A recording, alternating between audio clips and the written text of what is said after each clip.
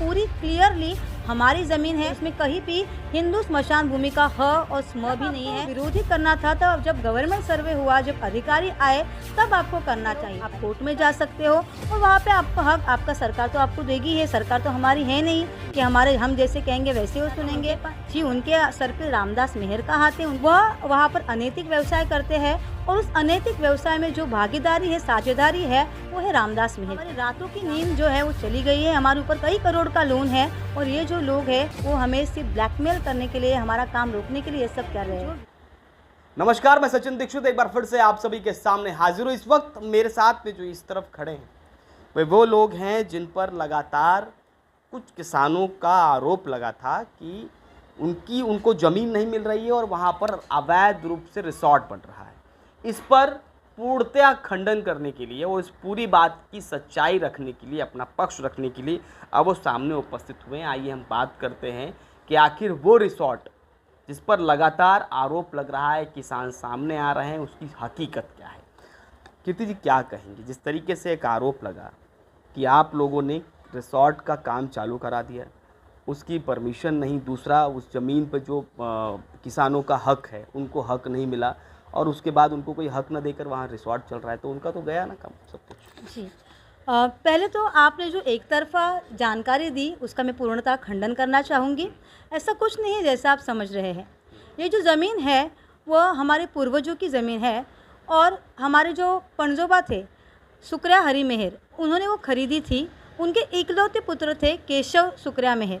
उनके 3 जो है वो पुत्र थे, जिनका नाम है जनाबाई मेहर और जो भिवा मेहर है उनकी ये पत्नी है, वो दिवंगत हो चुके हैं। दत्तात्रेय मेहर जिनकी ये पत्नी है वो भी दिवंगत हो चुके हैं। तो इनके हम सारे बच्चे हैं और हमारी वो प्रॉपर्टी है।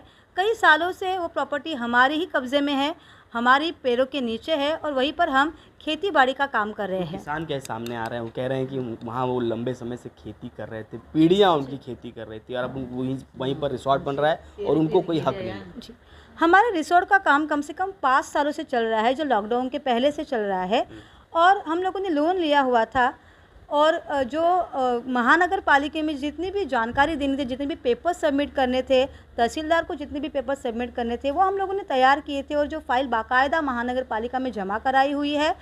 किसी भी अगर काम लेते हैं हम तो गवर्नमेंट सर्वे ज़रूरी होता है, तो उसका गवर्नमेंट सर्वे, फिज़िकल सर्वे और बाकी के जितने भी डॉक्यूमेंट्स है वो हम सब लोगों ने जमा किए हुए थे।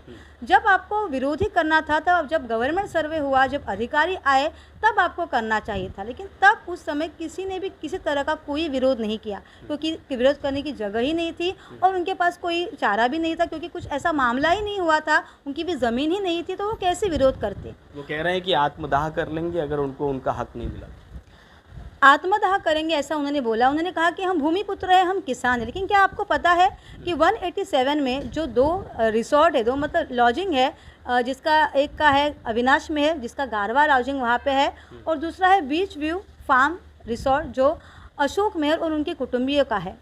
यानी कि वो किसान तो बिल्कुल नहीं है, वो निढल्ले से धड़ल्ले से झूठ बोल रहे हैं कि हम किसान हैं। वह वहाँ पर अनैतिक व्यवसाय करते हैं और उस अनैतिक व्यवसाय में जो भागीदारी है, साझेदारी है, वो है रामदास मेहर की। रामदास मेहर ने ही लोन निकाल कर उन्हें अपना हिस्सा देकर वहाँ पे जो रिसोर्ट है, रूम से वो बनवाए हैं और वो उनको धमकी दे रहा है लगातार कि अगर तुम मेरा साथ नहीं दोगे तो वो जो लॉज है वो मैं तोड़ दूंगा। ऐसा वो धमकी दे रहे हैं, ऐसा वो धमकी दे रहा है और इसी कारण जो ये बेचारे लोग हैं वो जो है वो झूठी कंप्लेन कर रहे हैं, उनके बहकावे में आ रहे हैं क्योंकि वो उनको बार बार डरा रहे हैं। और वो बेचारे लोग कौन है शायद आपको पता नहीं होगा। जो अविनाश मेहर है, ये जो मेरी चाची खड़ी है, उनके सगी बहन जो है तारामती या तारावंती, उनके लड़के हैं वो, उनका जो पूरा फैमिली है वो उनका सगा, उनका रिश्ता है। और वो पहले भी हमारे पास आए थे कि प्लीज़ हमारी सहायता करो, वो जो हमें हमारे पीछे पड़ा हुआ है कि आप 7 बार उनके नाम पे करो, नहीं तो वो हमारे रिसोर्ट तोड़ देंगे, कृपया करके कुछ तो करो। ऐसा वो हमारे पास रोते हुए कई बार आए, लेकिन हम लोगों ने कई बार उनको वापस भेजा, समझाया कि आप परेशान मत होइए, हम आपकी सहायता करेंगे, हम कुछ ना कुछ तो करेंगे जिससे आपके रिसोर्ट ना टूटे। लेकिन फिर भी वो बाद में जब अपने पैरों पर कुल्हाड़ी आती है, अपने सिर पर बंदूक जब रोकी जाती है तो कोई भी डर जाएगा। वो तो बेचारे अनपढ़ लोग, वो तो डरने ही वाले हैं। वो आए और फिर वो उनके बहकावे में आए और जैसा उन्होंने कहा वैसे अभी वो बरगला रहे हैं, जो वो बोल रहे हैं वैसे वो बोल रहे हैं। अभी इसमें जिस तरह से वो कह रहे हैं कि आत्महत्या कर लेंगे, तो क्या उनको हक मिलेगा या उनको बताया जाएगा कि यहाँ पर आपका कोई हक नहीं है और आप बाजू हटिए?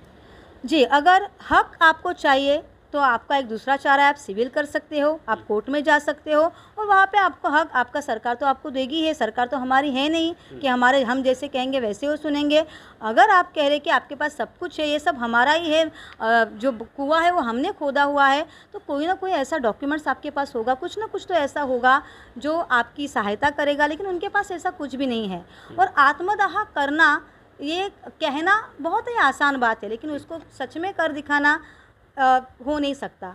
और जो कह रहे हैं कि हमारे बच्चे मर जाएंगे, हमारे बच्चों के पास काम करने के लिए कुछ नहीं, उन सभी के जो बच्चे हैं वो काम पे जाते हैं, सभी बीकॉम जो है डिग्री लिए हुए हैं, कोई खेत में नहीं जाता। ये सिर्फ अपने आप को बचाने के लिए, अपने आप को प्रोटेक्ट करने के लिए ये सब बरगला रहे हैं, झूठ बोल रहे हैं। तो आप क्या कहेंगे, जिस तरीके से महानगर पालिका की तरफ से भी शायद रोक लगा दी गई है काम को लेकर, तो अभी आगे की क्या आपकी रणनीति है? जिस तरीके से वो बार बार हक जता रहे हैं, अगर उनका हक नहीं तो इतनी बेधड़क तरीके से कहना, आखिर इतनी बेबाकी से सामने आना, ये कैसे हो सकता है? जी, अभी देखो, जो सामान्य इंसान होता है, किसान होता है, वो किसी के बिना कहे या उसके ऊपर किसी का हाथ नहीं है तब तक वो इतना निढल्ले से बोल नहीं सकता। ना तो उनके पास जी, उनके सर पे रामदास मेहर का हाथ है, उनकी कुटुंबियों का हाथ है, और वही लगातार उनको डोमिनेट कर रहा है कि देखो, अगर अभी आप लोगों ने कुछ नहीं किया तो आपको कुछ नहीं मिलेगा। अभी फुकट में जो ज़मीन मिल रही है, ज़मीन नाम पे करके दे रहे हैं, वो अभी होगा, और अगर एक बार उनका रिसॉर्ट हो गया तो वो आपको फूटी कौड़ी नहीं देने वाले, ज़मीन का एक टुकड़ा भी नहीं देने वाले, कुछ नहीं देने वाले। उनकी प्रगति होंगी, लेकिन आप वैसे के वैसे ही मरोगे। और इसीलिए वो कह रहे कि यही समय है पैर पे कुल्हाड़ मारने का, यही समय है, और इसीलिए उसी समय का फ़ायदा उठाना है, ऐसे वो उनको बोल रहे हैं, और इसी के तहत ये सब चल रहा है। कितनी परेशानियां हो रही हैं आप लोगों को लगातार, जिस तरह से हरेसमेंट और सारी चीज़ें सुनने को मिल रही, कितनी परेशानी हो रही है?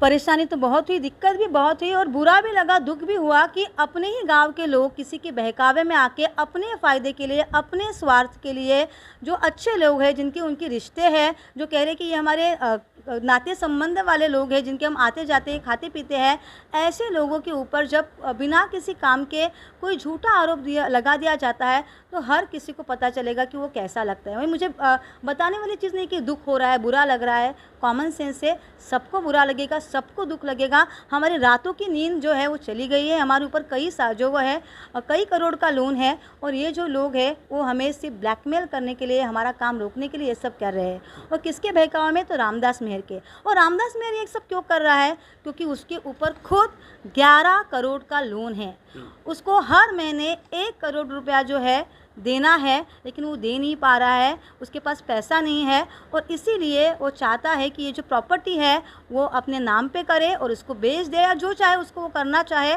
और उससे जो पैसे मिले, जो इनकम मिले, उससे अपना जो लोन है वो पूर्ण तरीके से। रामदास मेहर का नाम सामने बार बार आ रहा है, लेकिन सवाल ये है कि रामदास मेहर ना इस पूरे मामले में कोई बयान दिया, ना वो सामने फ्रंट पे आए, ना इस तरह का माहौल में, तो इस तरह जो आरोप लग रहा है, इसकी सच्चाई क्या है?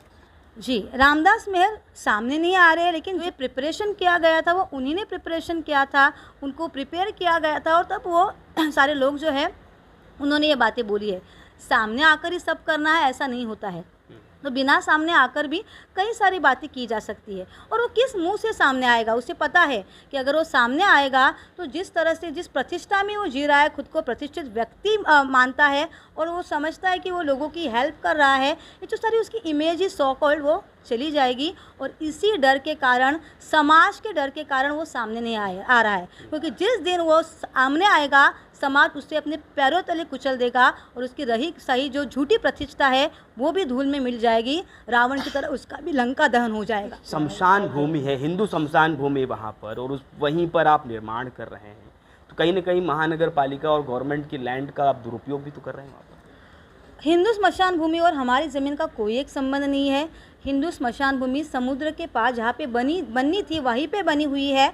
उसके बाद एक और रिसोर्ट है, और उस रिसोर्ट के बाद हमारी ज़मीन है जो नाम पे है, बाकायदा उस पर सारी प्रोसीड चल रही है, उसका गवर्नमेंट सर्वे हुआ है, फिजिकल सर्वे हुआ है, और वो सारे जो कागजात है वो हमारे पास है, और उसमें कहीं भी हिंदू स्मशान भूमि का ह और स्म भी नहीं है।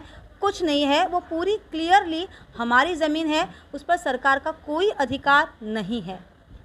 ये सिर्फ झूठ बोलने के लिए और लोगों को बरगलाने के लिए ये सब झूठ जो है वो गढ़ा जा रहा है। ये थे वो रिसॉर्ट के सभी लोग। आप देख सकते हैं यहाँ पर सभी लोग उपस्थित हैं, बड़े हों, बुज़ुर्ग हों, युवा हों, सबका एक ही बात कहना है कि जो रिसॉर्ट का निर्माण हो रहा है वो सही है, वो ज़मीन इनकी है। महानगर पालिका में परमिशन के लिए पत्र भेजे गए हैं, उसका प्रोसेस चालू है। लोन का कर्जा काफ़ी हो चुका है, जिसको चुकाना है, अगर बिजनेस चलेगा तो होगा। उन किसानों का जिनका आरोप है, उनका ये कहना है कि उनकी वहाँ पर ज़मीन नहीं है। अब देखना होगा कि इस संपूर्ण विवाद में आगे क्या कुछ सामने आता है। फिलहाल ये पक्ष अपना रखने के बाद में यही कह रहा है कि उन्हें उनका हक मिला है, उस पर वो काम करें। देखना ही होगा कि आने वाले समय में और क्या कुछ इस पूरे मामले पर देखने को मिलता है।